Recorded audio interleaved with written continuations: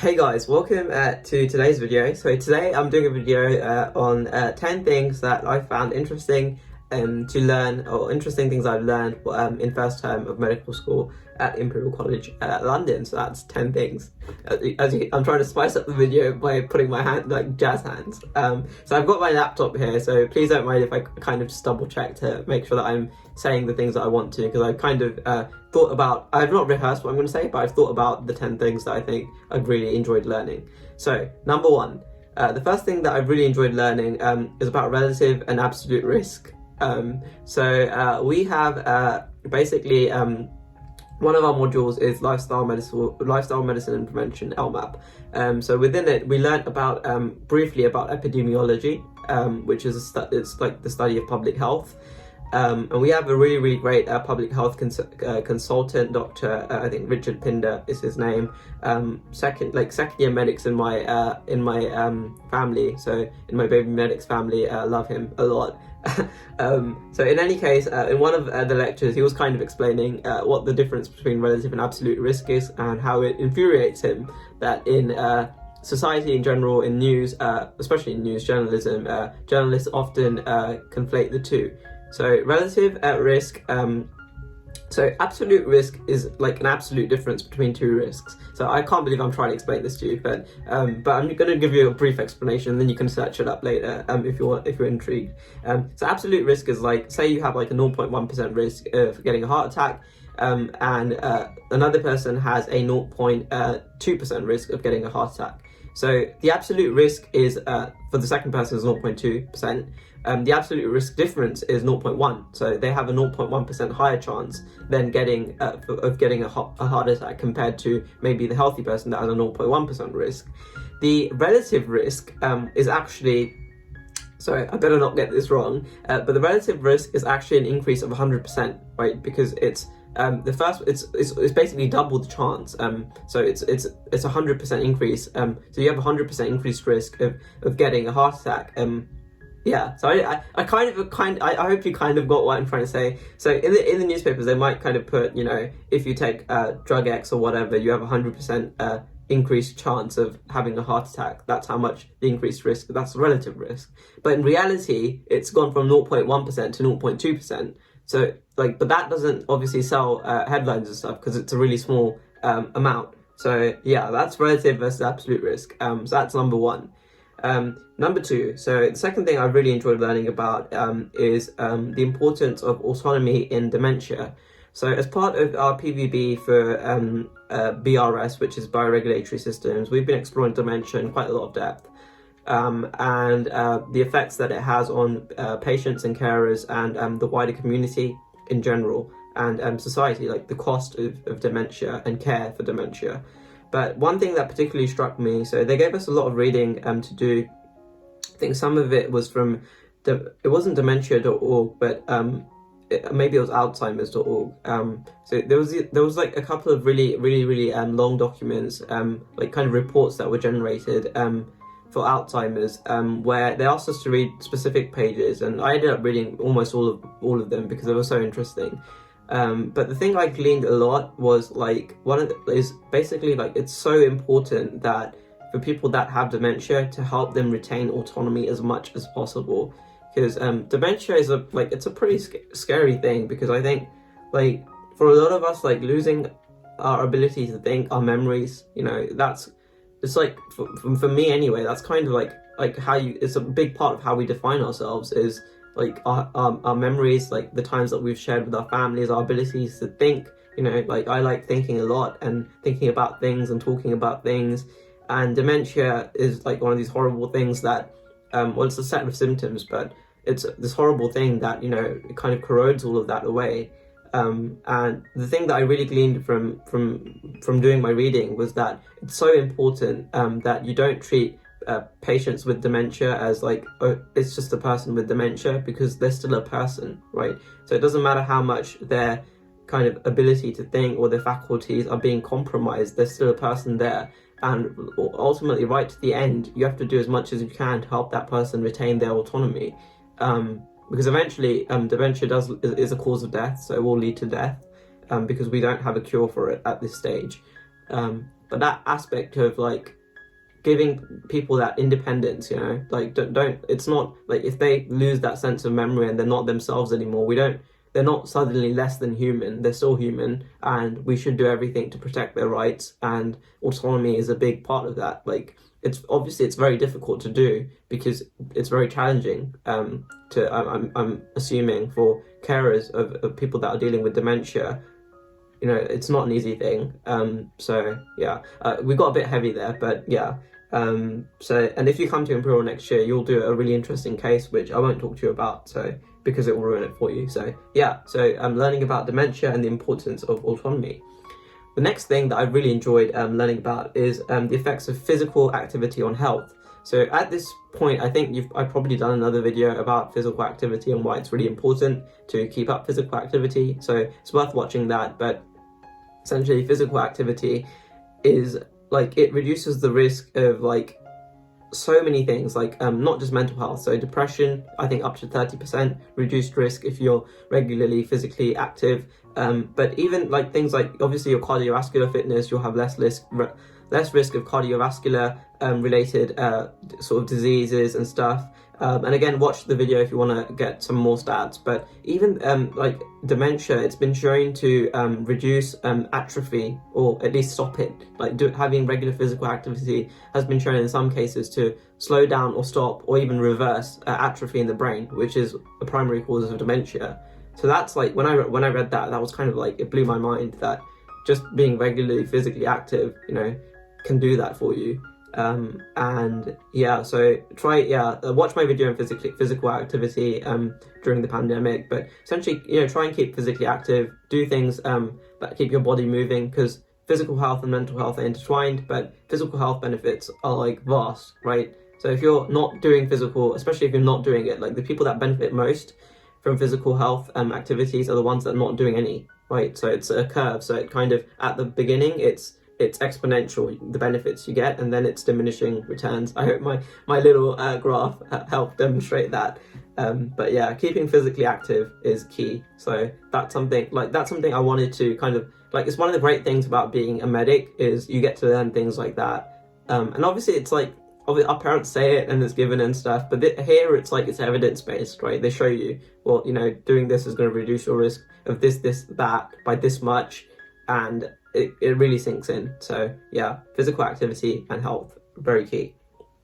The next thing I really enjoyed learning about is NICE guidelines. So NICE, I can't remember what the acronym stands for, but essentially it's a bunch of kind of guidelines for doctors on how to treat patients. So I used to wonder, like, you know, like do you learn all the medicine, right? So like two given doctors can learn all the learn medicine 6 years in let's say in different countries and stuff. And then when they're in the GP kind of surgery, and let's say they're GPs and patients come in, like what if they have different like approaches to the same problem? You know, like how do you kind of deal with that? Like one doctor, based on their training, might think that the answer is something, and the other one might think it's something else. So is that right that like people can have different kind of things, like different opinions like that? And NICE guidelines is basically the UK's version of helping to consolidate lots of evidence-based research that medics and doctors and medics alike can refer to at any stage if they're not sure on a course of action to take when, you know, with a patient. So it's kind of like this, you know, it's a great resource where you can learn lots of stuff. It's all evidence-based, and it's practically all applies to doctors. In our Christmas holidays, the Imperial College Student Medics Union kindly ran a class to help us learn about how to use NICE guidelines and how to use like evidence-based search, how to search through NICE quite quickly. And that kind of, I guess I found it really interesting because it's like that's something I want to do, is improve my own information diet. So I read a lot of Daily Mail and Wikipedia and stuff, and that's not the best place to get news and stuff. So whilst being at Imperial, I've learned great sources. There are great sources out there that are probably better information and better to consume generally, like NICE guidelines, things like PubMed, reading research papers from peer-reviewed journals rather than just like what you're getting anywhere on the internet. So it's something I want to improve, but yeah, we'll see if I get around to doing it. So that's NICE guidelines. Next thing I found really interesting learning in first term was how kind of a single mutation in a single gene, so one mutation in one gene in your whole body, of which there's like billions of, kind of, not, I'm not sure if there's billions of genes, but there's, it's a huge amount. Your DNA is vast. I think like if they stretch it, if they take your DNA and stretch it out, it will go from here to the moon or something like that. So one tiny mutation in one kind of codon can result in something called sickle cell disease. And it's a horrible kind of condition where the patients, unfortunately, who have this will suffer from, because of vaso-occlusion in their arteries and stuff, the blood cells clump, and the cells are sickle-shaped, so they don't move freely. And as a result of this, you get things like pain crisis, so you can get a lot of pain from doing like simple normal day activities like running, dancing and things like that. You have to be very careful of going into cold atmospheres and stuff because oxygen consumption decreases, and you're at increased risk of things like stroke, which is a very serious thing. It's when blood doesn't reach your brain or oxygen doesn't reach your brain, and it's just so incredibly kind of like, I can't believe a single mutation, like if you have a single mutation in a gene somewhere, can cause such drastic changes in your phenotype, drastic effects that you have to deal with. So yeah, this video is getting a bit long, so I hope you're enjoying it, but I'm going to kind of just stick with it today because these are the things that I genuinely found quite interesting. So I kind of relate that back to another video that I've either done or I'm doing. It's about like the protein folding problem that DeepMind are working on, or I've kind of made big steps to solve, and how that might impact in the future things like diseases caused by malfunctioning proteins. So if we understand the structure of proteins better, we'll be able to hopefully cure some of these diseases. I think there is a potential cure for sickle cell disease in that you can get a stem cell or a bone marrow transplant, but I think the conditions under which that can happen are quite strict, so it's not like it's widely available to everyone. So yeah, sickle cell disease and single mutations. The next thing that I really enjoyed doing is CPR training. So I'll round off the last three because it is getting a bit long. So we do CPR training, which, as you can imagine, is how to perform CPR if you're in public and someone collapses. And there's two kind of things to be aware of. So if someone is not breathing, then you have to kind of progress to CPR. But if they are breathing, you put them in a recovery position, and you kind of continually check that they are breathing. But if they're not breathing, there's a couple of steps that you do. There's something called Dr. ABC, which is an acronym to remind you of how to do it. Essentially, it's once you've opened the airways, you've tilted their head back, and you've checked that they're not breathing.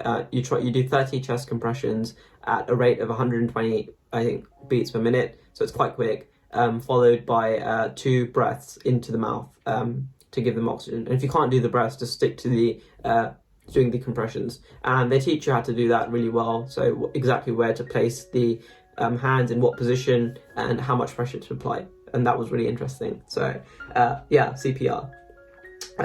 Personally, I've really enjoyed hematology, which has been like, I would never have guessed that I would have enjoyed hematology. It's the one that I find quite challenging actually, but I've just really enjoyed learning about hematology. I think it was one of the ones that was quite well structured, and it's the case that when you get your head around it, a lot of it clicks really well. And hematology, if you don't know, is basically the study of blood, and you'll do a lot of that in first term in POM. So yeah, that's been really interesting.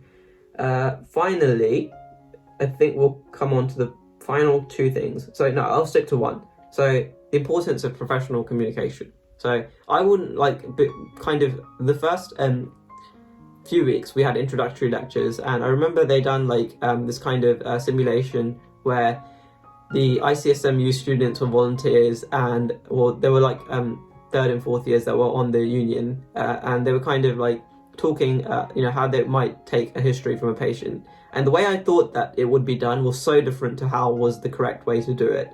And I've kind of enjoyed learning about how to communicate professionally and how that's different to how you communicate in your personal life, why it's important to communicate professionally as a doctor, and kind of, some of the simulation practices that we've done have been quite enjoyable. So we haven't done that many, but the ones that we did do were fun.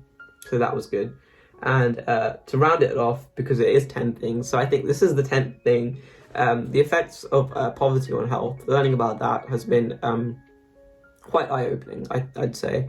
That's quite strong, so I don't know if it's eye-opening, but it's something I didn't ever really realize. Like, I kind of understood it, but I didn't really realize how poverty can affect health.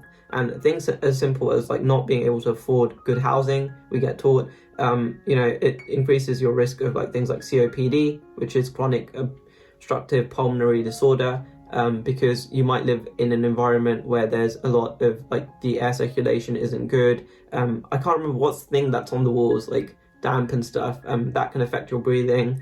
And they showed us this really cool diagram. It wasn't cool, but a really interesting diagram where they showed like two young children. So one starts off with a slightly higher IQ than the other one, and if the child that with a higher IQ is in more kind of bad conditions, so financially in like under, let's say, is not, I don't know what the word is, but is in bad conditions compared to the child that has really good conditions, like literally the IQs cross, so like one starts here, one starts there, and it ends up kind of going like that. And that's just like, that was just like, I can't believe that like, it's literally like that then implies like where you're born or the circumstances under which you grow up can influence things like your IQ, which is like yeah, that was, yeah. And yeah, and I guess on some scale, it teaches you to have like one, to be grateful for your own, if you're not dealing with poverty or financial pressures, which I'm assuming a lot of students at Imperial won't be, but that's not a given. So there are probably some students that do have financial hardship, but yeah, like I don't even know what to say about that. Like, it's just, yeah. So yeah, like improving your financial condition is probably like a really good thing to make sure that, like, because poverty does affect health in so many different ways. So helping people to becoming financially stable and things like that, I don't think that's something we traditionally think of as like a doctor's job. But I wonder if in the future that's something, because it does affect health so much. So if we can help people become more financially independent, helping them to have more stable income so they can make right choices with health, be able to afford good housing, eat good foods, and yeah. And building on that, there's like these different concepts of like social capital, economic capital, which is like money, and cultural capital, which are different things. But yeah, I won't talk about that further because this is like 17 minutes now, and then it's literally going to be like a podcast. But yeah, those things have been really interesting to learn about as well. And yeah, and I think I'll end it here. But if you guys are like interested in these kind of videos where I'm just talking and stuff, I don't mind talking. I like talking and hearing my voice. So I don't mind doing another video kind of building on that, maybe talking about social, economic and cultural capital, what that means and how that influences like different things in society. So yeah, those have been the 10 things or 11, I don't know how many things there are now, that I've really enjoyed learning about in first term. So yeah, probably at the time that this video is released, I'll be in second term. So I'm looking forward to that and how that's going to be and what new stuff we're going to cover then. And yeah, and I think one of the next videos will probably be like 5 things that I found really challenging, or 5 things. I've enjoyed pretty much everything, but there have been other things that I haven't enjoyed as much because they've been hard. So yeah, I might do a video on that. So yeah, I hope you guys enjoyed it. Sorry for making you listen to me for 19 minutes if you stuck to the end. Thank you for watching. Take care, guys. Bye.